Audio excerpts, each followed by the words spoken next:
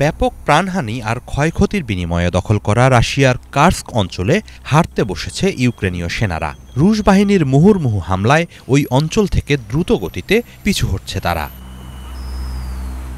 গত বছরের ৬ আগস্ট আকস্মিকভাবে কার্স্কে অনুপ্রবেশ করে যুদ্ধের মোড় ঘুরিয়ে দেয় ইউক্রেনীয় বাহিনী। ক্ষিপ্রতার সাথে ১৩০০ বর্গ কিলোমিটারের মতো এলাকা দখলে নেয় তারা। এরপর থেকেই ওইসব এলাকা পুনরুদ্ধারে অভিযান চালাচ্ছে রুশ বাহিনী।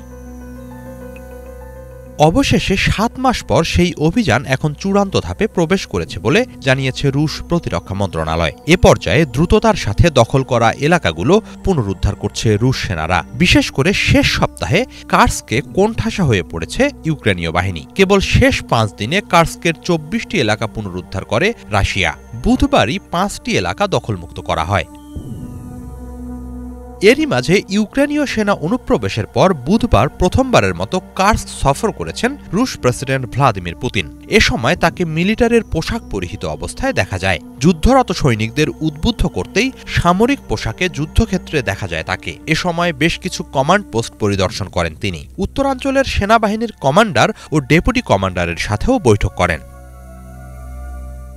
সফরকালে কার্স্কে রুশ বাহিনীর সাম্প্রতিক সাফল্যের ভূয়সী প্রশংসা করে পুতিন দ্রুততার সাথে ইউক্রেনীয় সেনাদের পরাজিত করে পুরো অঞ্চল দখলমুক্ত করার নির্দেশ দেন। অনুপ্রবেশকারীদের সন্ত্রাসী বলে অভিহিত করেন তিনি। ক্রেমলিনের মুখপাত্র দিমিত্রি পেসকভ জানিয়েছেন, কার্স্কে খুবই ভালো অবস্থানে আছে রুশ বাহিনী। শেষ ৭ মাসে ওই অঞ্চলে প্রায় ৬৭,০০০ সেনা হারিয়েছে ইউক্রেন। এদিকে পুতিনের কার্স্ক সফরের দিনই সামাজিক মাধ্যম ফেসবুকে এক পোস্টে ইউক্রেনীয় সেনাবাহিনীর কমান্ডার ইন চিফ ওলেক্সান্ডার সার্স্কি ওই অঞ্চলে ইউক্রেনীয় বাহিনীর কোণঠাসা অবস্থার প্রতি ইঙ্গিত করেছেন। হতাহত সীমিত করার উদ্দেশ্যে তিনি সেনাদের পিছিয়ে নেয়ার কথা জানিয়েছেন। বিশ্লেষকরা বলছেন, ইউক্রেনের দিক থেকে এটি সেনা প্রত্যাহারের ইঙ্গিত। কার্স্কের কোণঠাসা হয়ে পড়া অঞ্চলগুলো ছেড়ে দিতে বাধ্য হচ্ছে তারা। রাশিয়ার সাথে সমঝোতার প্রশ্নে দখল করা কার্স্ক দিয়ে দর কষাকষির সুযোগ খুঁজছিল ইউক্রেন, কিন্তু এখন ওই অঞ্চলের নিয়ন্ত্রণ হারাতে থাকায় তাদের সেই সুযোগ ফুরিয়ে আসছে। এরই মাঝে রাশিয়াকে শর্তহীনভাবে ৩০ দিনের যুদ্ধবিরতির প্রস্তাব দিয়েছে যুক্তরাষ্ট্র। ইউক্রেন এতে সম্মত বলে জানিয়েছে। অন্যদিকে রাশিয়া জানিয়েছে তারা প্রস্তাবটি পর্যালোচনা করছে।